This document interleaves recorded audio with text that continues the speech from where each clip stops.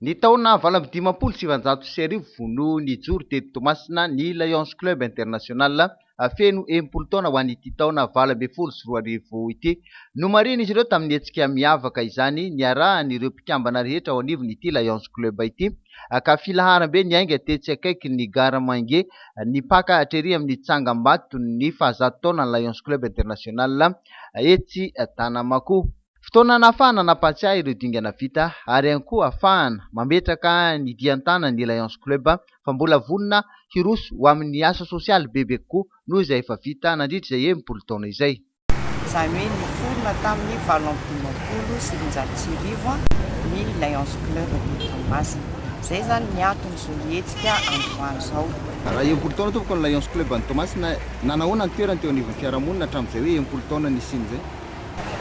Betsaka tokoa ny asa izay nomeny Lions Club ho an'ny mponina Toamasina. Eo ihany koa ny fangatahany mponina ihany koa ny asa izay efa nataonay. Marobe ny zavatra vita angamba tsy ho voatanisa eto izay 10 taona izay, lavo izay 10 taona izay.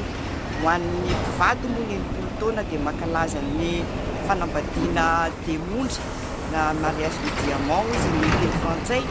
Ho an'ny fonctionnaire izany 10 taona izany dia milaza ny fahavitana ny asa soa vita ny asa teo amin'ny mahafanjakana miditra ny amin'ny retraite.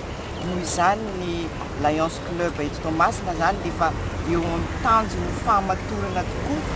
Matoa izy nahazo an'izay navita an'izay 10 taona izay dia misy ny fiara-miasa, misy ny faneken'ny mponina azy, misy ny finiavana sy ny fitiavan'ny membre ao ny asan'ny Lions Club. Ny manampy ny mpiara-belona sy ny mijery ny mahaolona ireo rabangona niezaka vita ny Lions Club nandritra izay 10 taona izay ary nambarany ireto mpikambana ireto fa mibanjina mandrakariva ny hoavy ny faritra misy azy dia i Toamasina ny Lions Club ny Toamasina feno 10 taona.